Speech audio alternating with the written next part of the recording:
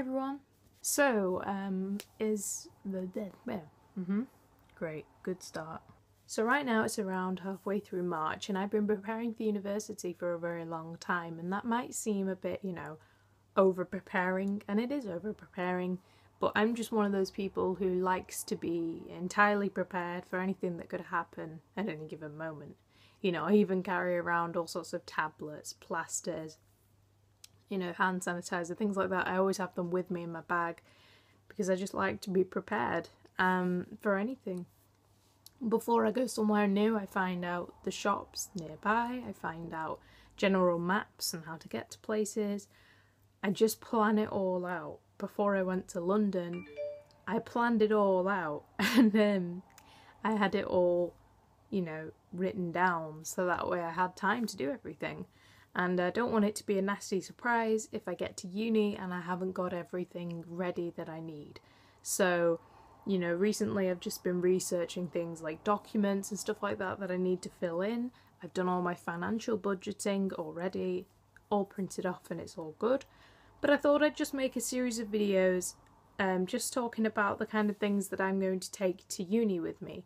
Because obviously this is going to differ person to person, but I know the first thing I did when I was thinking about what to take to university, I just watched all the YouTube videos. If there's a uni video on YouTube, I have seen it. Because I just wanted to make sure that I got everyone's opinions on general university life and how to get along with things, but also what you should bring and what you shouldn't really bring. Because I'm gonna be, I might as well clarify the situation for you guys now, in case you are considering going to university and hence why you found this video. I'm going to be hopefully moving into a flat in the second year of university, but the first year I am going to be living in shared accommodation in student halls.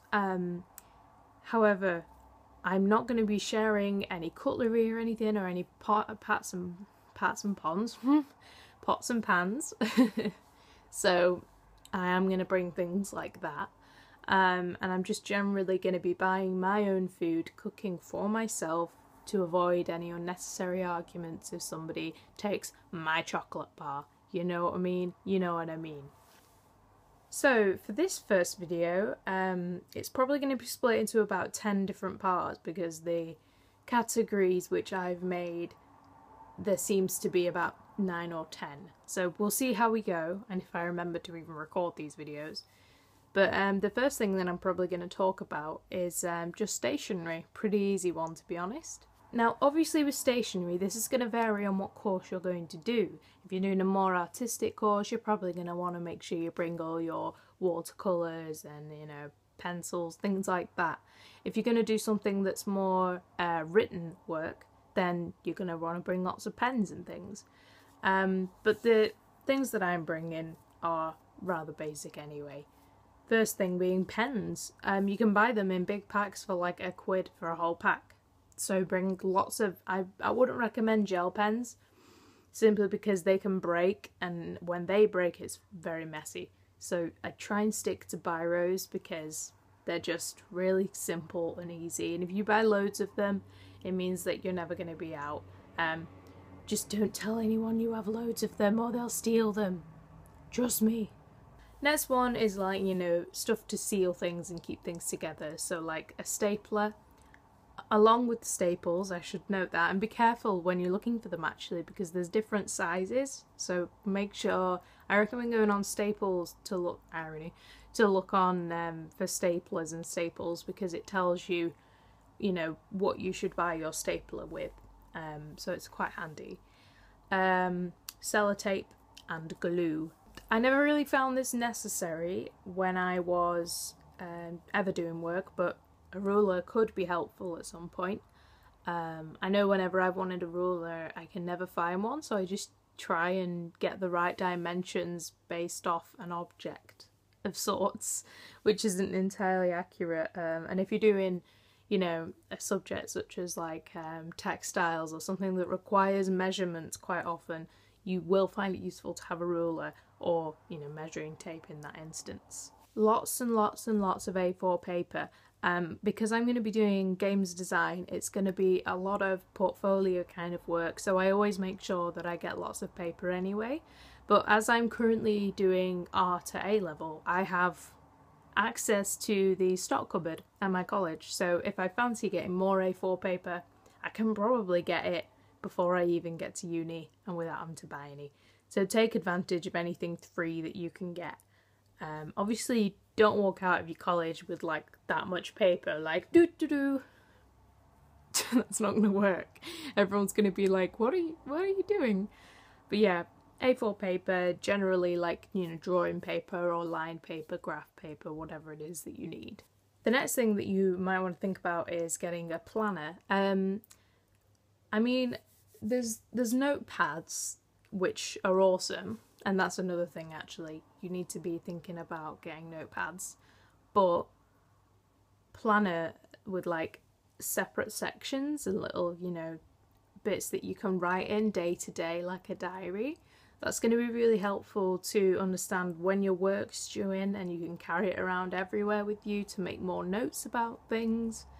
And it's just really useful. I personally prefer using an online kind of app to make notes on things called Evernote. But, you know, occasionally especially when it comes to university and I have more work and more deadlines, I will probably invest in a planner just to make sure that everything's in on time. Okay, this one is a bit of not something that you necessarily need, but I think they're really adorable. They're called Knock Knock pads, and they're basically like a kind of planner, but it's just on one tearaway like kind of sheet, and it's just on about 100 sheets. You've got the same kind of format, and they're kind of like a post-it note kind of style. So you just write on anything that you have to do that week, or they have different kinds. So they have like weekly post-its, they have daily stuff, they have like food planners, all sorts of stuff, but they're really cute, and you can just pin them up onto your notice board at university, and it's there so you can get a brief outline of what you're going to do during the day. Now this one kind of makes me quite sad because I've put blue tack, but I'm not going to find this very useful because the university I'm going to, my accommodation doesn't allow posters, and I have like 15 posters, so that's annoying. But it did say that you can still pin things up onto obviously the notice board, so perhaps think about bringing some drawing pins. If that is the case, try and look at pictures of your accommodation beforehand.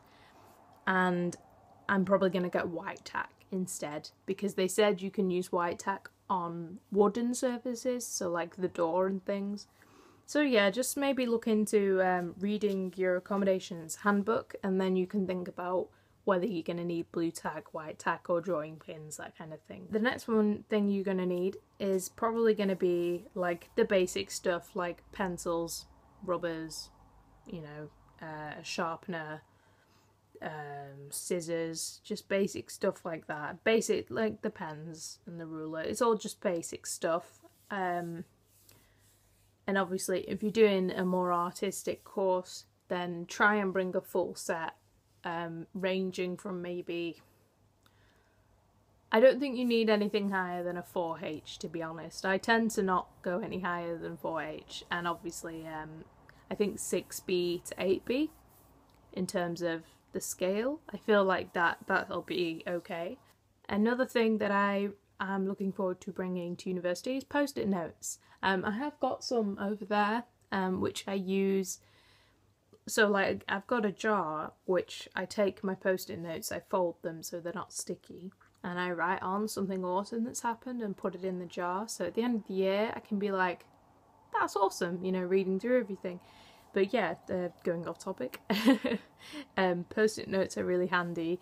I have like 8 different kinds, I think. I have 4 of the basic strip ones which you can use for referencing in books, and then I also have some little love heart ones which I can just stick on the wall or something. If there's something I want to see in the morning or something I want to remember, then they're perfect. Folders are also going to be really useful to you. I wouldn't recommend investing in any big bulky folders just yet, because you don't know like how many sort of units you have or what the outline of the work is that you're doing. When you know that and you get a basic idea of how it's going to be formatted through the 3 or 4 years that you're there, then you can probably get folders, big ones, like, you know, ring binder ones, to sort everything into properly. But all I did, or rather all I'm going to do, is just take 2 ring binder folders for now, just 2 fairly thin ones, but the rest of them are just going to be just paper folders in different colours, at least until I know for definite how much paperwork I'm going to have.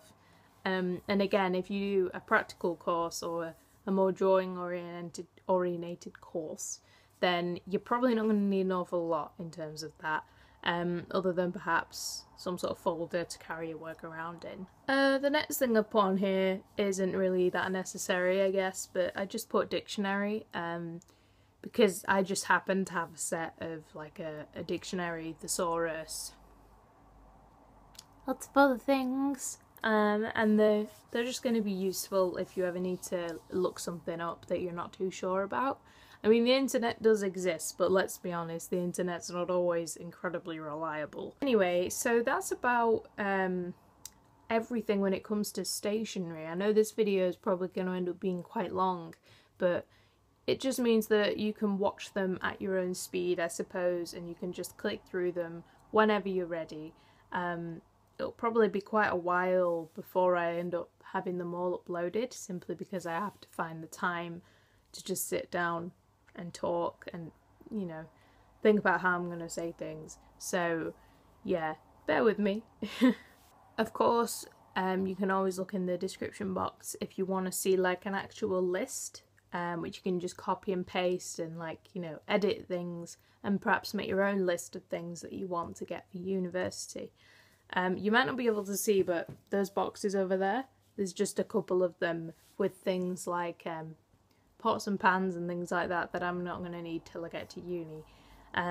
It might be a good idea to pack as early as you can the things that you know you're not going to use, you know, weighing scales, things like that, that you're not going to need just yet, because that way when it comes to actually moving, it'll be really quick to just get everything out the way. And I just find it easier to do it as I go along when it comes to packing.